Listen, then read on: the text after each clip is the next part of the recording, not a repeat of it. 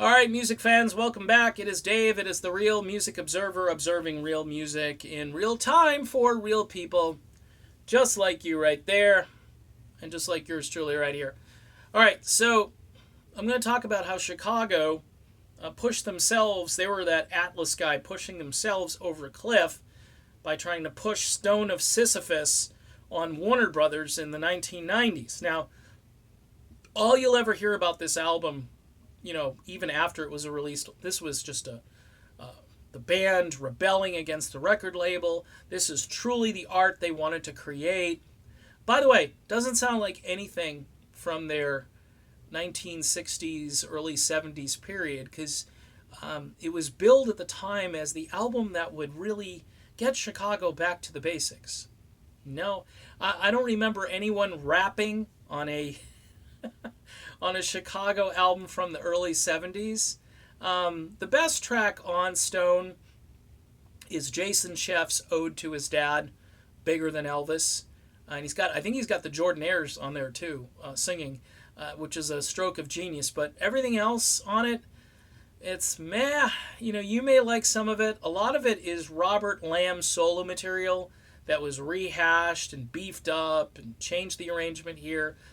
But really, this does not sound like a Chicago record. There's nothing about this that's Chicago.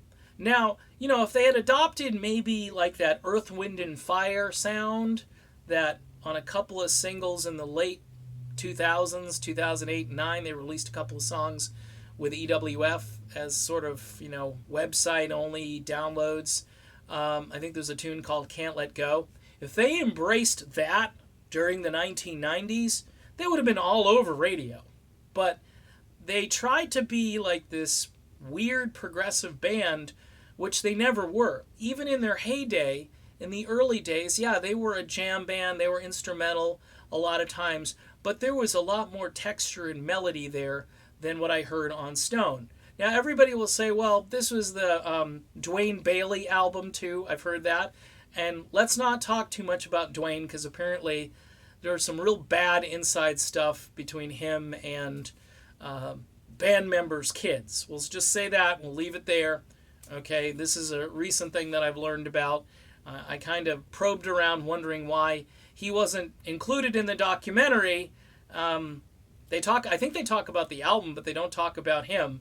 So bizarre. I mean, they skip from Chris Pennick to Keith Howland, and there's this gap. And tell you what, when Dwayne was on stage during the 80s and early 90s, he brought that real rock and roll mojo, almost like a heavy metal guitar player up there. He was very entertaining and took those guitar solos in a completely different direction.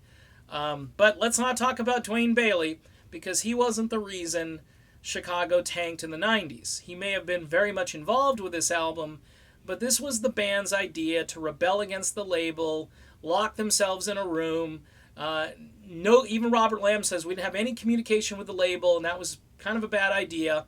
I'm surprised the label didn't drop them immediately, but they said go back to the drawing board, and they did this night and day thing, which was basically big band music. They had a tune with the Gypsy Kings, and it's okay. It's not that memorable. It's okay. I mean, if you want to hear Chicago doing some big band classics, it's a good idea. Bill Champlin liked it, for instance. But they hit a home run when they released another greatest hits compilation. I don't know, 68 to 97 or 95, I don't know.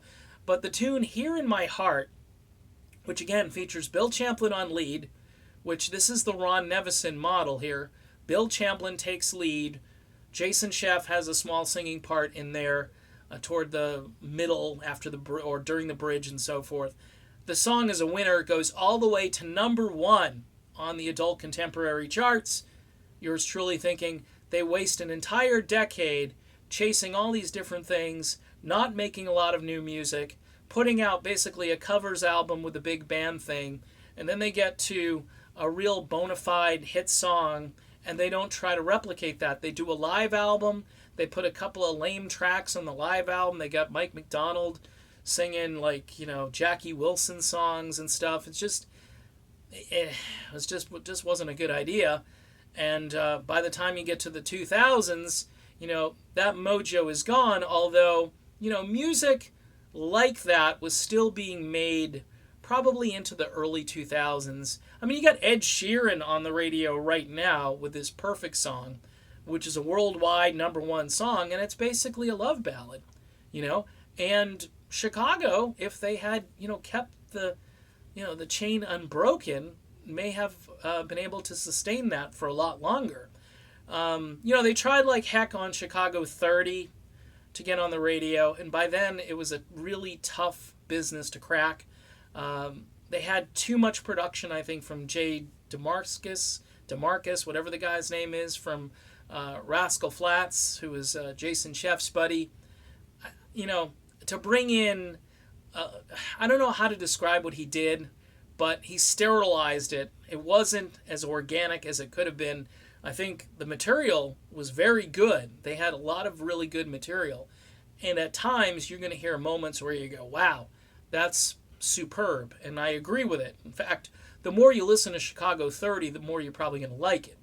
The problem is the industry by then had pretty much said, yeah, these guys, they're has-beens. And your first song, by the way, you don't release your first song with the guy from Rascal Flatts singing and Robert Lamb kind of singing as well. I think you release a tune with Champlin and Chef again. I mean, I just think the band at that point wanted Bill Champlin out of there. And even though he was still writing great songs and he was still singing well, at least in the studio, I know Bill tends to ad-lib a little bit too much on the road and so forth. But in the studio, the guy he's aces. He's like money in the bank. But imagine if Stone of Sisyphus would have been a credible follow-up to Chicago 21, where the band took control of the mixing process.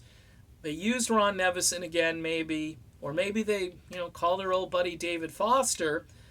Maybe Foster wouldn't have produced them, but anytime you want to restore the mojo, I think a good guy to call would have been Foster and create some really good adult contemporary music.